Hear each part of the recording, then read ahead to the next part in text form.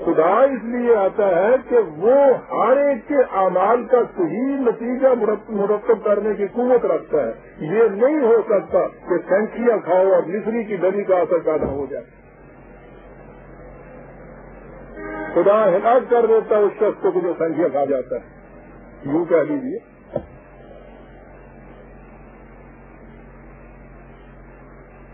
یہ ہے دماغ کا سبو جو ہے. دیکھیے کتنا اس نے بات کو واضح کر دیا ہے. سارا مسئلہ تقدیر اس میں آ جاتا ہے. عزیزان انسان اپنے سارے انجام و عواقب کا خود ذمہ دار ہے. تو اپنے اس کے اعمال جو ہیں سب اس کا نتیجہ ہوتا ہے. خدا اپنی طرف نسبت اس لیے کرتا ہے کہ اس نے ہر چیز کے اندر ایک قانون کے اندر یہ تفصیل رکھی ہوئی ہے. خدا فصل اگاتا ہے حالانکہ وہ کسان اگا رہا ہوتا ہے. کیا مانے ہیں؟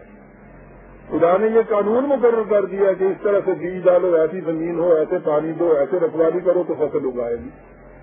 اس اعتبار سے تو وہ خدا کی طرف کر. لیکن دماغ کا سب کہتا ہے کہ فصل تمہارے اپنی ہمت اور محنت کے نتیجے میں پیدا ہوگی. قانون اس کا, اس کے مطابق عمل کرنا انسان. جب وہ اس کے مطابق عمل کرتا ہے تو وہ یہ کہتا ہے کہ ہم نے دیکھا تمہاری محنت میں کتنے کتنے پھل لیے. جب وہ اس کی خلاف ورزی کرتا تو ہلاکت ہوتی ہے. تو اس کے بعد دیکھا کہ خدا کے خلاف چلنے سے تمہیں کیا ہوا. دماغ کا سبو کے اوپر نگاہ رکھیے, سارا مسئلہ حل ہو جاتا ہے. اب دیکھیے تو یہ چیز ذہن میں تمہارے آ سکتی تھی نا کہ ٹھیک ہے صاحب غلط راستے پہ چل رہے ہیں, ہمیں کوشش کرنی چاہیے کہ یہ ٹھیک ہے, کوشش تمہیں کرنی چاہیے. لیکن ہوا یہ کیا ہے, ولہ ہو ار کسا ہوں دماغ کسب ہوں. انہوں نے غلط روش اختیار کی اور اس کا نتیجہ یہ ہوا. یہ جو ہے نا وہ نہیں یدھ میں للہ و فلان تجدہ لہو سبیلا,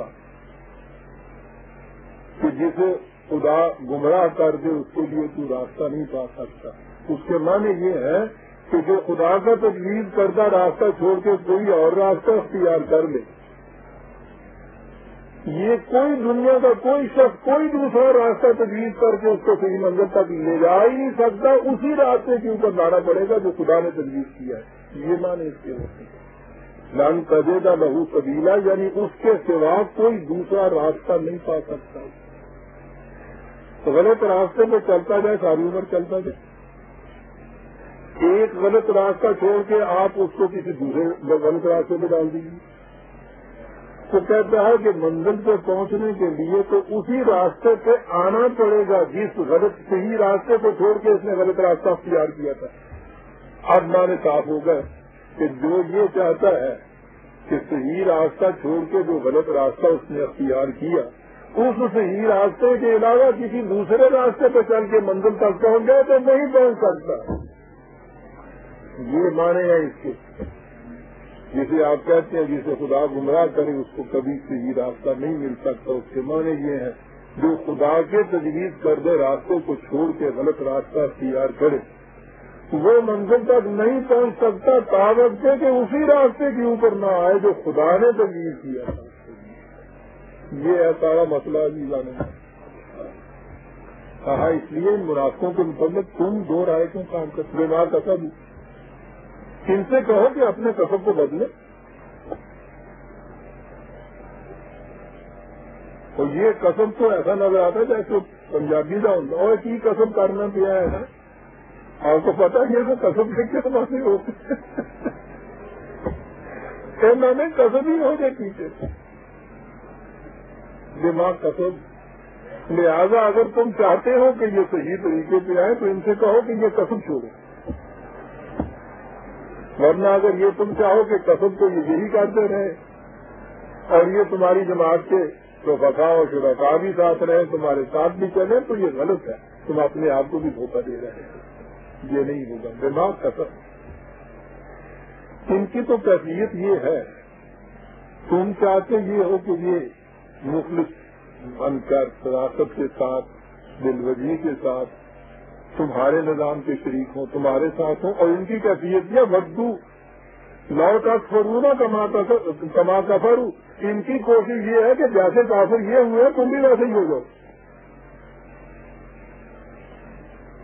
یہ جو جماعت کے اندر ایسے پیدا ہوتے ہیں ان کی انتہائی کوشش ہی یہ ہوتی ہے کہ یہ ہمارے جیسے ہمارا راستہ یہ اختیار کریں۔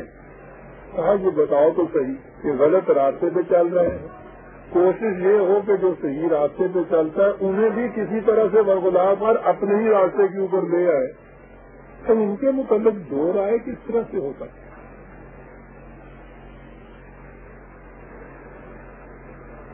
کس طرح سے یہ صورت پیدا ہو؟ فَتَكُونُونَ سَوَاءً، اور اس طرح سے تم اور یہ دونوں برابر ہو جاؤ۔ کہ برابر ہونے کی مثال میں عام طور پر دیا کرتا ہوں، وہ بڑی صحیح مثال ہے۔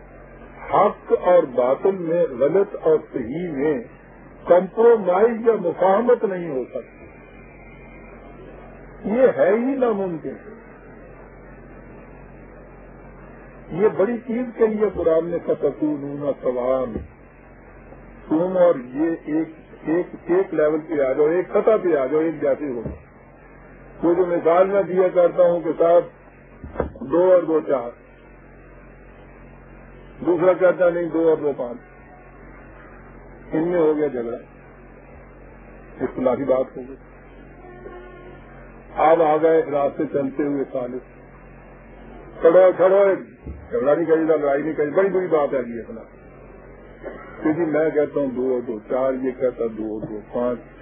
لیکن بھائی صاحب جب تک آپ دونوں اپنی ضد پہ اڑے رہو گے کوئی صورت ہی نہیں آپس میں اتفاق کی، جھگڑا رہے گا قائم۔ شریف آدمی کا قاعدہ یہ ہے کہ کچھ تم گھٹو کچھ یہ بڑھے، یوں ہوگا نا۔ وہ کہتا کہ نہیں صاحب میں تو کہتے ہیں 2 اور 2 4 کہتے ہیں، پھر تمہاری ضد کا کیا ہے صاحب، یہ نہیں باز آتا، وہ تو تیار ہے۔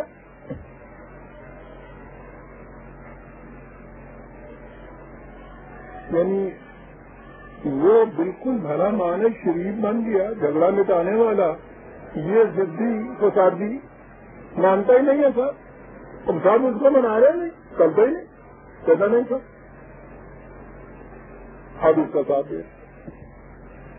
قرآن کہتا ہے فَتَكُونُونَ سَوَاءً کے معنی یہ ہوئے کہ اگر تم نے ان کی بات مان لی کہ اچھا بھائی کچھ تھوڑا سا تم گھٹو، وہ کہنے لگا اچھا جی میں کہوں 2 اور 2 4، کہ تم کچھ گھٹو تھوڑا سا، اچھا جی 2 اور 2 3۔ اس نے اگر 2 اور 2 5 کی بجائے 4.5 بھی کہا تو وہ تو وہاں کا وہیں رہا۔ اس میں اگر 4 کی بجائے 3.5 کہہ دیا تو یہ باطل پہ ہو گیا، فَتَكُونُونَ سَوَاءً، دونوں باطل پہ ہو جاؤ گے۔ کیا بات ہے، تم نے مفاہمت کی ذرا سی بھی تو تم نے دیکھنے کچھ کیا، دونوں ایک جیسے ہو جاؤ گے۔ میں کیا عرض کروں اس کے ساتھ، میں تو اپنے جب میں اس پہ آتا ہوں تو فَتَكُونُونَ سَوَاءً فَلَا تَتَّخِذُوا مِنْهُمْ أَوْلِيَاءَ، اس لیے ان سے دوستی کے متعلق کوئی بات نہ ذہن میں سوچ لینا، دوستی ان سے کرنی ہوگی تو اس شرط کے اوپر تم سے دوستی، اور جو ہی تم نے 2 اور 2 4 بھی کہا فَتَكُونُونَ سَوَاءً